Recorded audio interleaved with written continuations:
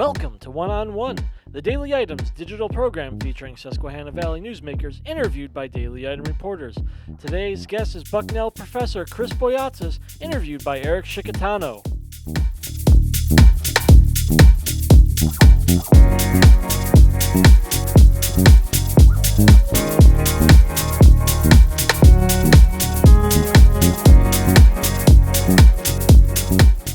Hey, my name is Eric Scicchitano. I'm a reporter with the Daily Item. Today I'm joined by Chris Boyatzis, a psychology professor at Bucknell University. Chris was stricken with COVID-19 and he is recovering. Chris, thank you so much for joining us today. My pleasure.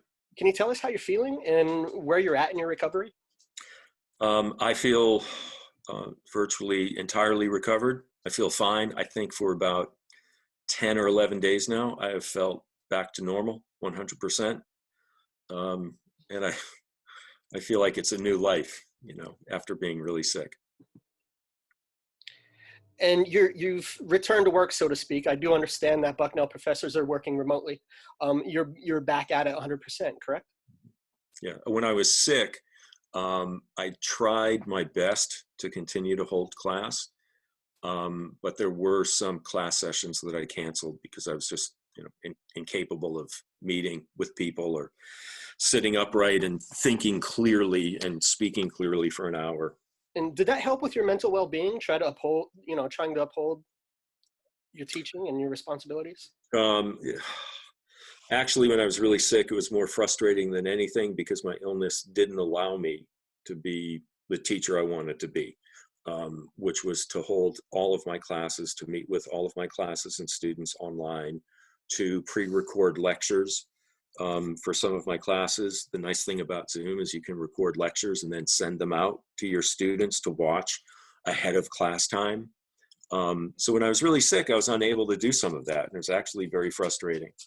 But I'm a teacher at my core, so having my courses to think about, my students to think about, was very helpful, yes. Well, let's talk about your sickness and your symptoms. Do you remember the date when you first started feeling symptoms, and what were they? Well, yeah. My wife pins Friday, March 13th as the day that I was clearly sick. But I can tell you that I remember several days before that going into a pharmacy to get some Zicam, and because I felt a cold coming on, and I wanted to try to nip it in the bud. So I think I had some symptoms before March 13th. But I'd say between the 13th and 20th, I started to get really sick. And as you know, early on in the coronavirus, one of the most repeated symptoms was a dry cough and tightness of chest. Yeah. I never had any of that. Okay. So I actually, when I was starting to get sick, I didn't think I had this coronavirus. What were you feeling when you started to get sick? Well, sick? I thought I was feeling like I had a really bad cold, that I had congestion in my head, that my ears were hurting a bit. I felt tired. I mean, I just felt like, ugh. Yeah. I just felt terrible. Were you running a fever as well? And then the fever started. And I would say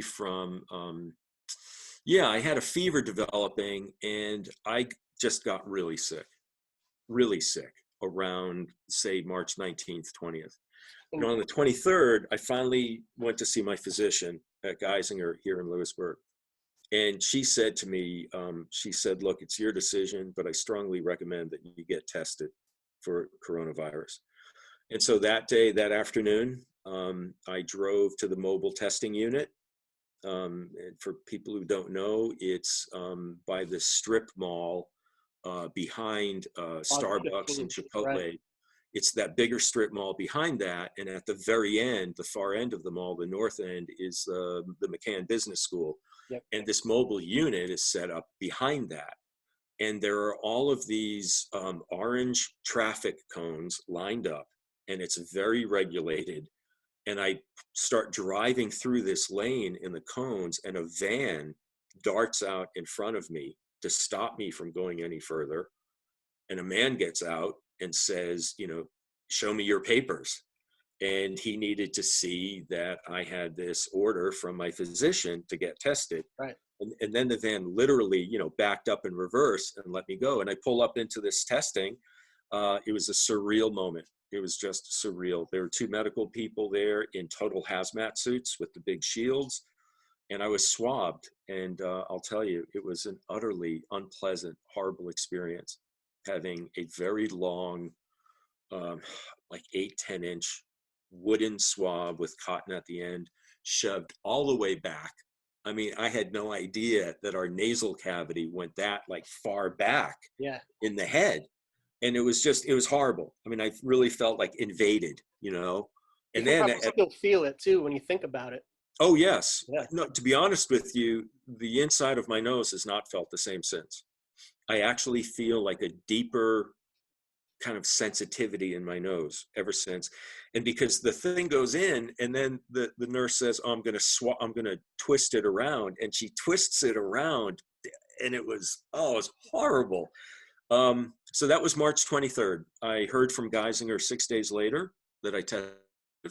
So on March 23rd, at least, I had this COVID virus, and then the worst symptoms came. And that's where I want to pick up. Describe for me what it was like on your worst day. What were you feeling, and what was going through your head? Like, what was your mental state? This is definitely the worst illness I've ever had. There have been lots of comparisons made to the flu, the regular flu. No, don't make those comparisons. I mean, if you have a bad case of this coronavirus, there's no comparison. I'll tell you what my worst day was like, okay? And unfortunately, I had a lot of these. In a 24-hour time span, my body temperature would range from a low of 97 to a high of 102.6, just up and down there. Yeah. Accompanied with that were horrible chills that I don't think chills, people know the chills from having fevers. I don't think that's the right word. For me anyway, and other people I've seen on TV describing their symptoms, it was more shakes. There was a time when I was standing in the kitchen and all I was doing for weeks was drinking Gatorade. I mean, I had no appetite. I had no sense of smell at all, no sense of taste at all. I was just drinking Gatorade. I should have bought stock in Gatorade at the start of this thing. And I remember standing in the kitchen, going to get another bottle of Gatorade, and the shakes just came over me. And I had to reach out and grab onto one of my kitchen chairs to steady myself. I mean, it wasn't just like a little shiver chill. It was just a massive. So the fever and the shakes, body ache, kind of like the flu. What about your breathing? The breathing was the reason why, I said before, I didn't think I had this coronavirus. I never had a dry cough with a tight chest, ever. I developed actually sort of a wet cough that produced a disgusting amount of, sputum. I will say though that, and I'll get to the single worst symptom in a second, but in terms of my breathing, the worst night in this illness, I don't remember the date. It was in late March. It was around 1 or 2 in the morning. And I started coughing really hard and I couldn't catch my breath. And I remember standing in the bathroom, sort of holding on to the sink, trying to breathe. And I texted my wife to come downstairs. You were in isolation at this point, correct? You were isolated from your family? Well, I've been sort of living downstairs, okay? Yeah. And my wife has been primarily staying upstairs. So we have tried to avoid each other as much as possible. But she took amazing care of me during this thing. I mean, I couldn't have survived it without her. And I texted her to come downstairs because I was worried about not being able to breathe normally. Yeah. And she saw me and she kept saying, do you want me to take you to the hospital? Do you want to go to Evan? And I shook my head. No, I couldn't speak because I just didn't have enough air. And I'll tell you, Eric, that the reason why I said no to going to the hospital is because my head by that point and everybody's was just filled with media images of all of these people dying alone in the hospital. And I didn't go to the hospital because I didn't think my breathing was that desperate. And because I was scared, because I equated going to the hospital with you're going to die with some breathing contraption on your face or intubated, and you're going to be alone. And, you know, your kids and your wife will be crying for the rest of their lives that they couldn't say goodbye to you. So I just refused to go to the hospital, and I just stood there. It took me about 20 minutes just to calm myself down, just to will myself to just try to get a little more breath with every inhalation. And it took me about 20 minutes before I felt safe. It took me another half hour, I think, to feel normal at all, which at that point was still really sick. But if I can tell you about the worst symptom, the single worst symptom, for people who have watched Chris Cuomo's videos on CNN about his illness, he's been providing like regular video segments on how sick he is. He described something that I experienced. I call them mind terrors. I don't know what else to call them. There were various points during the day when I would close my eyes to sleep. I was sleeping a lot, but especially at night. And Eric, the images and the sounds, the voices I heard, it was just horrible. It was uncontrollable.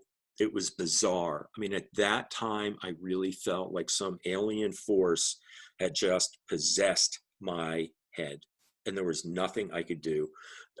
There were times when I just begged for them to stop. They were just bizarre, sometimes psychedelic, sometimes people's faces, voices. I'd hear voices yelling at each other, nonsensical. It was just, there was no logic to it at all. And it was just horrifying. It was just scary as hell. And it was without doubt those mind terrors, as I'm calling them. And then just yesterday, I saw on CNN.com an article about delirium, about people suffering some symptoms of delirium from this. And I heard Chris Cuomo describing some of the same things. It's like, damn. You know, and also on one of those videos, Cuomo said how he had the shakes so bad, he actually chipped a tooth. So that package often came together: horrible fever, the horrible shakes, and those mind terrors. And that was the absolute worst symptom of this.